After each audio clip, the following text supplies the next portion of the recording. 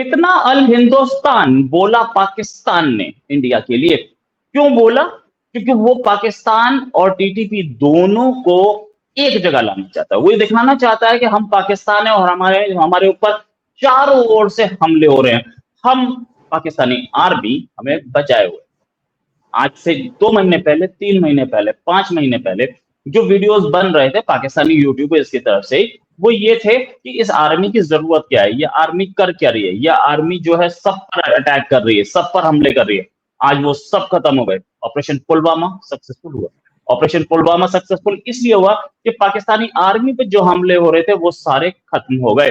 अब पाकिस्तानी आर्मी के जो आर्मी चीफ हैं, हालांकि उनका काम कोई नहीं था। एक टैंक इंडिया में नहीं घुसा, एक तोप इंडिया में नहीं घुसी, एक इन्फेंट्री का आदमी इंडिया में नहीं घुसा, लेकिन वो इस वॉर के बाद प्रमोशन ले गए।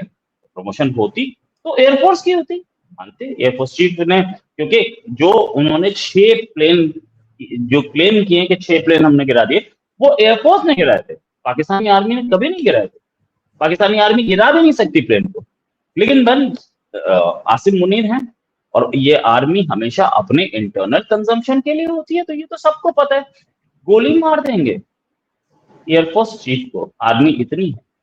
अगर वो बीच में बोलने की कोशिश की उसने, हालांकि एयरफोर्स चीफ को प्रमोशन दे दी गई, नो डाउट अबाउट इट, लेकिन प्रमोशन मतलब उसको एक्सटेंशन दे दी गई।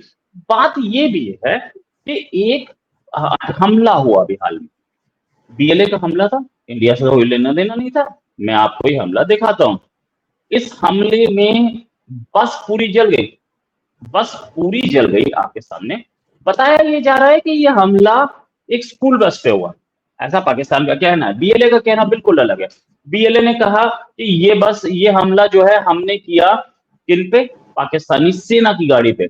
अब पाकिस्तान ने बैग रख दिए, ये दिखाने के लिए स्कूल बैग कि ये जले नहीं। ये स्कूल बैग बच्चों के थे, स्कूल के बच्चों के। तो ये स्कूल बैग जला कैसे नहीं, जो पूरी बस जल गई। बस का लोहा तक पिघल गया। सामने, आपके सामने है, इतनी बुरी तरह से बस जली हुई है, तो ये बैग कैसे नहीं जले? इस बात का जवाब कोई देने के मूड में नहीं। पाकिस्तान, ये आपके सामने बस है, मैं आपको बस दिखा देता हूँ, ये कोई देने के मूड में नहीं। पूरी बस जली हुई है, पूरी बस की हालत खराब है। ये बैग कैसे बचे? पाकिस्तानी आर्मी इतने झूठ बोल रही है, और इंडिया को कितना हिंदुस्तान बोल रही है। इसी बात करने के लिए हमारे साथ प्रेम शंकर सिंह। प्रेम शंकर जी एक लंबे अरसे से जर्नलिज्म में मैनेजिंग एडिटर रह चुके हैं चैनल के। सर बहुत बहुत स्वागत है आपका हमारे शो में। ये पाकिस्तान का एक और झूठ पकड़ा गया, क्या बोलेंगे आप? हाँ, देखिए ये रोहित जी, ये पाकिस्तान का जो ये मामला है ना, ये हमेशा से इनकी जो बुनियाद है वो झूठ पर ही खड़ा है। बीएलए लगातार इन पर हमला कर रहा है, इनके सैनिकों को मारे जा रहा है, और एक नहीं कई बार ऐसा हुआ है। अब ये जो ताजा मामला है, क्योंकि इंटरनेशनल फोरम पे पाकिस्तान को ये दिखाना है कि जो उसके यहाँ, क्योंकि इसके पास कहने के लिए कुछ है नहीं, बार बार हिंदुस्तान जो है, क्योंकि अभी सांसदों की जो टोली है वो भी पूरी दुनिया में घूम घूम कर ये बता रही है कि पाकिस्तान कैसे आतंकवादियों के साथ मिला हुआ है और किस तरीके से वो आतंकवादी हमला भारत में करवाता है। तो अब इसके पास बताने के लिए कुछ है नहीं। हालांकि आपने कहा, और ये बीएलए की तरफ से भी है, कि बीएलए खुद इस बात को मान रहा है कि ये हमला उसके तरफ से है, और वो कह रहा है कि नहीं ये भारत की तरफ से है, क्योंकि उसको मैसेज जो है वो अंतर्राष्ट्रीय स्तर पर देना है कि देखिए जिस तरीके से भारत आतंकवाद से घिरा हुआ है, आतंकवाद को झेल रहा है, उसी तरीके से पाकिस्तान भी है। तो उसने सीधे सीधे आरोप भारत पर लगा दिया। दूसरी जो बात है, जो झूठ पकड़ने की बात है, कि बस की जो हालत है और जिस तरीके से बस जली है, तो वहां का तो पुर्जा पुर्जा नट बोल्ट जो भी होता है वो सब जलकर वहां पर राख हो गया है। सीधा दिख रहा है कि जो स्कूल बैग्स वहां पे रखे हुए हैं एकदम नए हैं, नए कह लीजिए कि मतलब कि आप कहीं से उठा के लाके आपने रख दिया, यानी कि एक कालिख लगा हुआ एक कमरा हो और उस कमरे के बीच में आप कहीं पर भी एक सफेद तरह का कोई भी पदार्थ आप रख सकते हैं। उसी तरह के पूरे जो वहां पे बस जो जली हुई है, और जलने के बाद का जो वो स्थिति बनती है वहां पर, उसके बाद वो 4 या 5 बैग हैं, उन बैगों को रख दिया गया है ताकि भारत को वो बदनाम कर सके। हालांकि कोई भी समझदार आदमी होगा जो समझेगा, देखेगा। अब पता नहीं, मुझे समझ में नहीं आता कि ये किस तरीके से काम करते हैं, कि इनको क्या लगता है कि दुनिया बेवकूफ है, भारत बेवकूफ है, बाकी जात एजेंसियां बेवकूफ है, कि आप कुछ भी कहेंगे और लोग मान लेंगे। और जबकि बीएलए कह रहा है कि ये हमला उसके तरफ से है।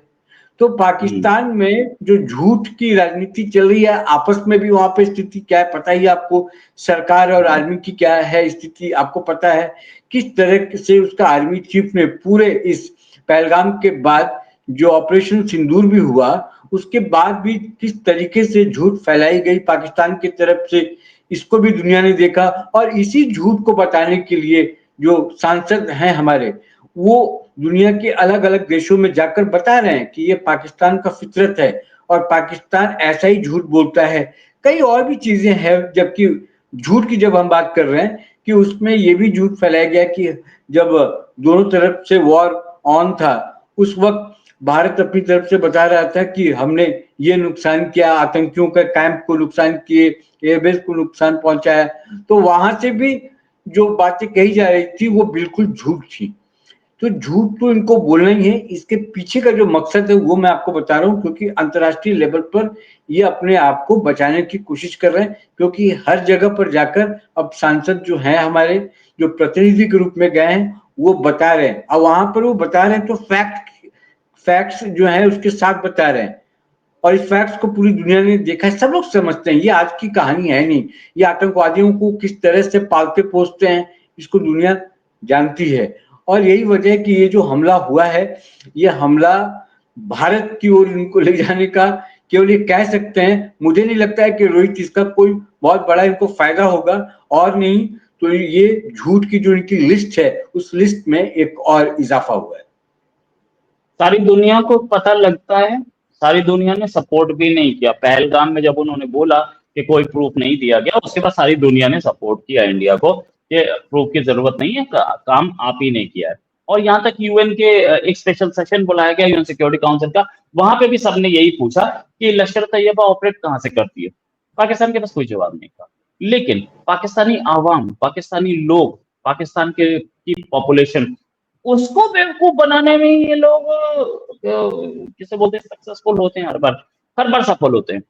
इस्लाम की जो एक जिसे बोलते हैं आप, इस्लाम जिस तरीके से सिखाया गया है, या बोलिए कि रिलीजन के नशे में लोग हैं, तो वो इनकी हर बात को सच मानते हैं। हालांकि इस्लाम में कहीं ऐसा नहीं लिखा कि जो रूलर बोले उसको सच मानिए। इस्लाम में ये लिखा है कि आप खुद सोचे समझें कि कोई आदमी सामने वाला सच बोल रहा है, झूठ बोल रहा है। लेकिन फिर भी ये बोलते हैं कि हम जो हैं, हम आमिर उल मोमिनीन आर्मी हैं। तो ये सेंटेंस बोलते ही इस्लाम की आर्मी बन जाते हैं, और इस्लाम की आर्मी बन जाते हैं तो इनको राइट होता है कि अपने रूलर को डिपोज कर दें, ये अपने रूलर यानी कि अपने इलेक्टेड प्राइम मिनिस्टर को हटा दें, ये अपने इलेक्टेड प्राइम मिनिस्टर को फांसी पर लटका दें, ये अपने इलेक्टेड प्राइम मिनिस्टर को कंट्री से बाहर फेंक दें।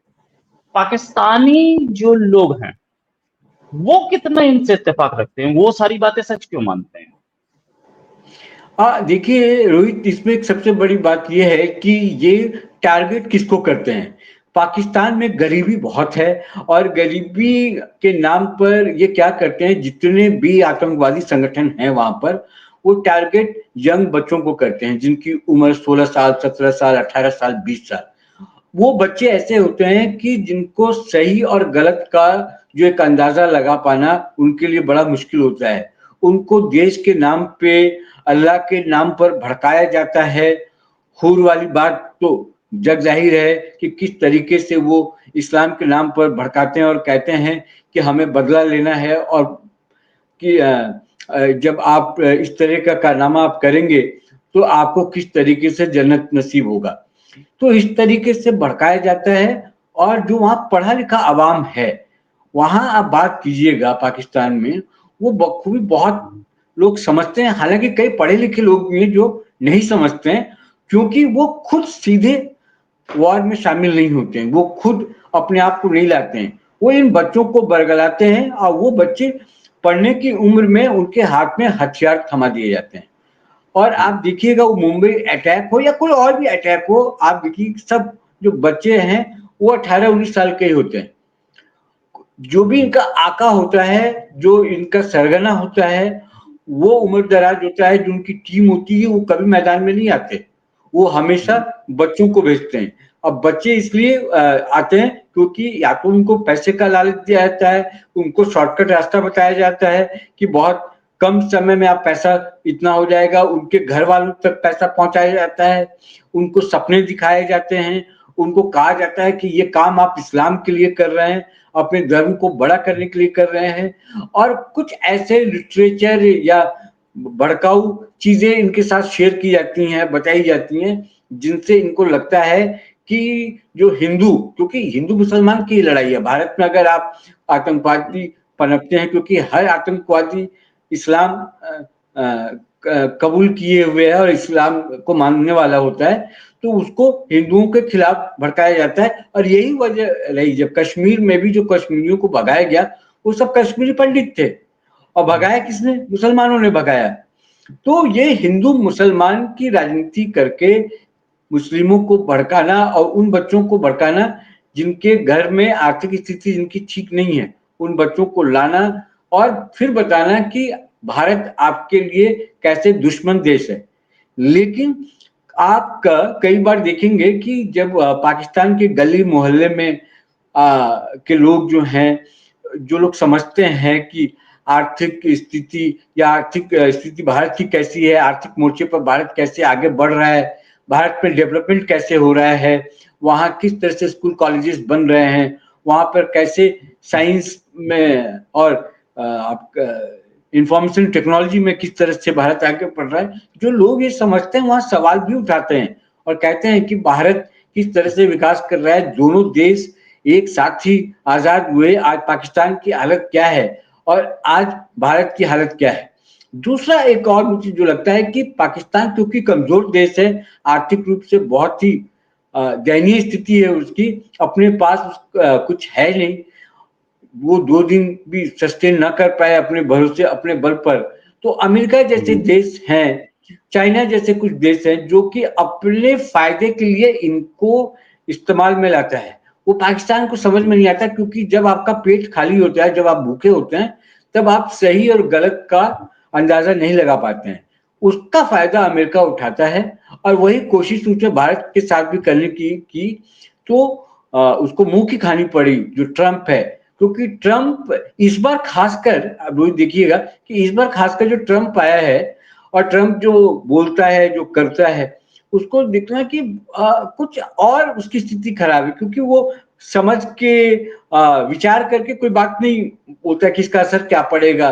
क्योंकि जयशंकर जो लेटेस्ट बयान भारत की तरफ से आया, जयशंकर ने साफ कह दिया कि जो भी लेके प्रोपेगेंडा किया जा रहा था ये युद्ध विराम को लेके, या जब जब बयान आए ट्रंप के, तो जयशंकर ने इस बार साफ कह दिया कि ये कुछ भी नहीं हुआ, पूरी कहानी बताई कि वहां का उपराष्ट्रपति का क्या रोल था, विदेश मंत्री का क्या रोल था।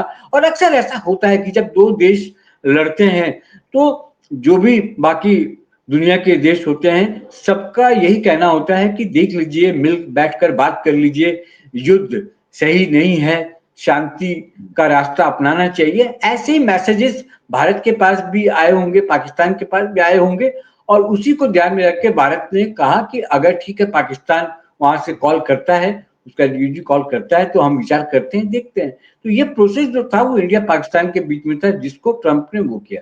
तो कुल मिलाकर ट्रंप यूज करता है पाकिस्तान को, चीन यूज करता है, और इसके पास कुछ है नहीं, तो मजबूरी में उनके पीछे पीछे चलता है।